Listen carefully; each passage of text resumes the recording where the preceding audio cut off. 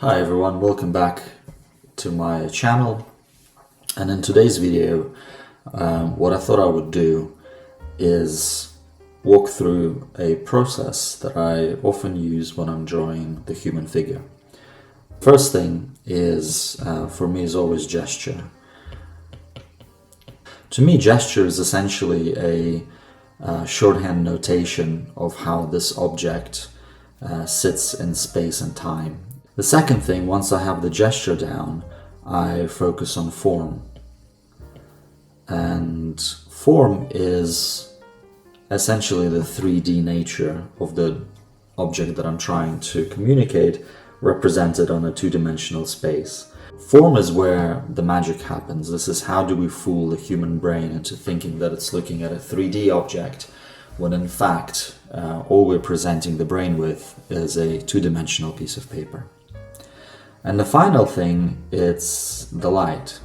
So how does the light fall on the form to give us drama, to give us some sort of indication of life within this form? So this is the broad scaffold upon which I build. So it's gesture, form, and light.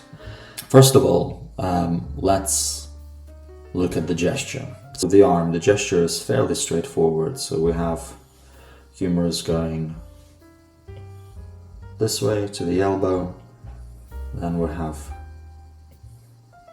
forearm going this way, we have a break in the wrist, and I do always draw the gesture of the hand as well.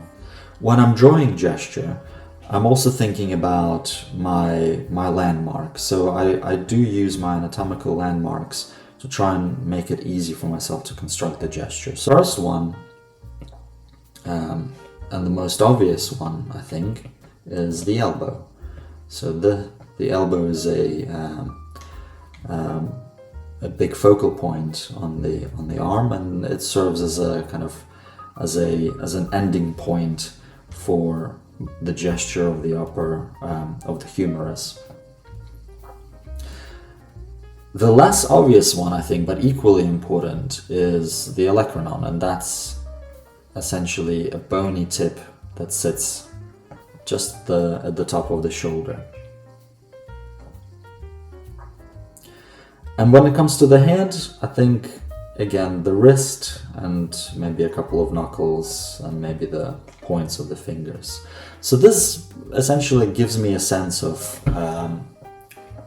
how I need to think about my figure.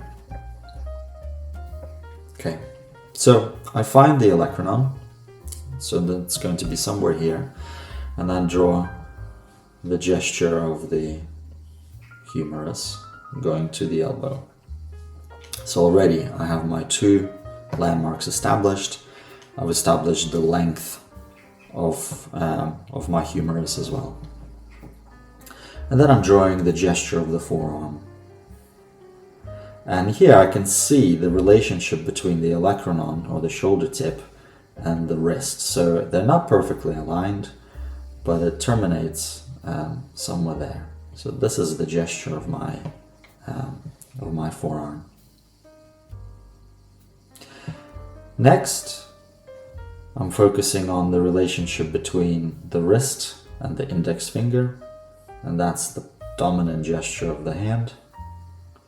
And then I just indicate how the rest of the fingers fall into that position.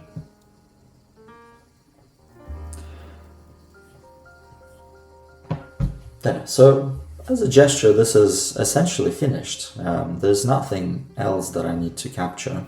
I can use this time to see if I need to adjust it at all, make sure that everything is in the right space. But generally speaking, I think this is about right. Once the gesture is in place, I'm now thinking about form. So I'm thinking about the three-dimensional nature of the object that I'm trying to capture. So with the arm, I think it's useful to think of the arm as essentially two interconnected cylinders. So we have the cylinder of the upper arm,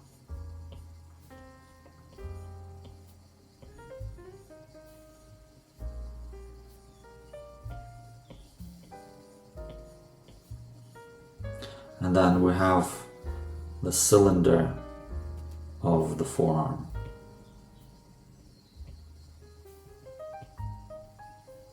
I imagine, so these are, I think, from a technical perspective, these lines that I've drawn here, they're called cross-contour lines. And I think a lot of artists struggle to find them and struggle to think about them. The way I think about them is they're essentially rubber bands. So I look at my reference or I look at my figure, and I think if I were to place a rubber band onto this arm or onto this leg or onto this torso, in what direction would the rubber band sit? Which element of the rubber band would be coming towards me? Which element would be going away from me? And if I start thinking about it in that way, I find it easier to think that, okay, so this rubber band on the upper limb is going to go in this direction, and the rubber band on the forearm is going to go in that direction. And it makes it easier for me to start and understand the forms of these objects. I find my bony landmark, which is the olecranon here, and I know that my deltoid muscle is, I can see it on the reference photo quite clearly. So I can look at the form of the deltoid muscle. What I am trying to avoid in doing is creating a sort of an outline, because bodies aren't really outlines. They are forms that are either receding or they're going towards us. So I use this indication of the deltoid to demonstrate that this bit is folding backwards onto itself and going behind the figure. Then I can see that the bicep is emerging here on this side, and behind every bicep there is also a tricep. And this is where my other landmark comes in, which is the elbow itself. And then I just cross-reference a little bit. I make sure that my bony landmarks are established. Next, I look at my third bony landmark, which is the wrist, and I use it against a sense check. Where am I in relation to the tip of the shoulder? So that looks about right. Where am I in relation to the elbow? So the elbow could be a little bit higher, maybe there somewhere.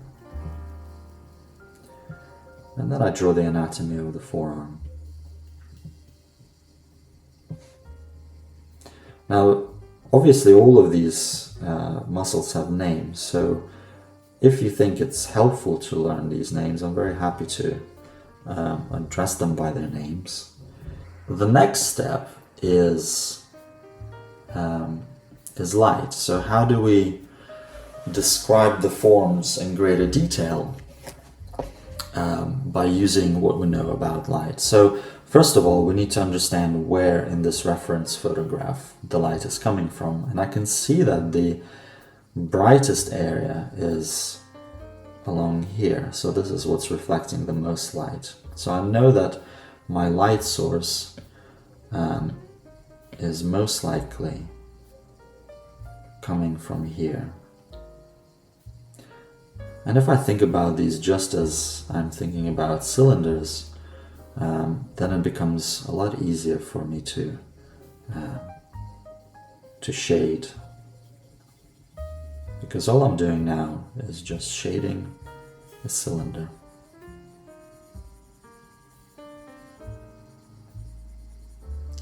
Now when I shade, I also try and follow the form of the cylinder. I'm making sure that the shading lines are following the form of my cylinder.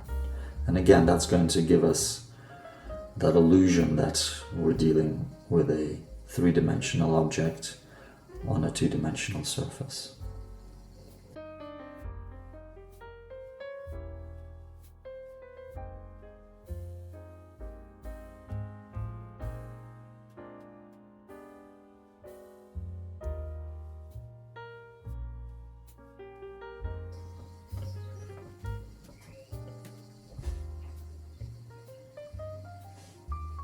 I'm doing now is just clarifying these structures.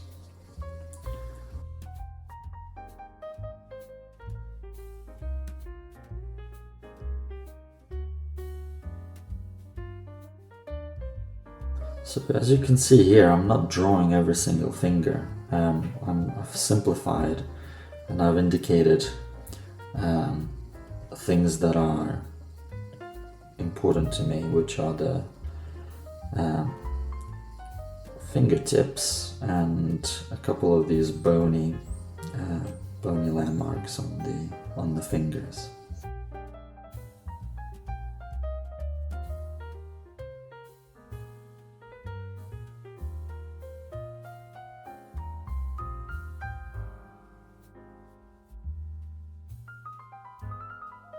Okay, so let's now add some highlights.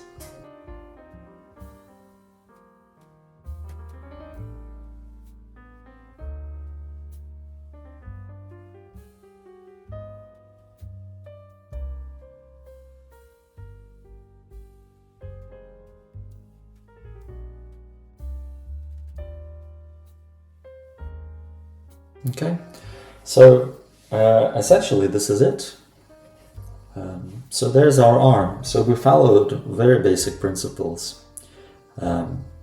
Gesture, anatomical landmarks, building volume, and then shading the fundamental forms, in which case the two cylinders. So I hope you found this useful. If you'd like me to do more of these tutorials, let me know in the comments. But thanks very much for watching. Take care.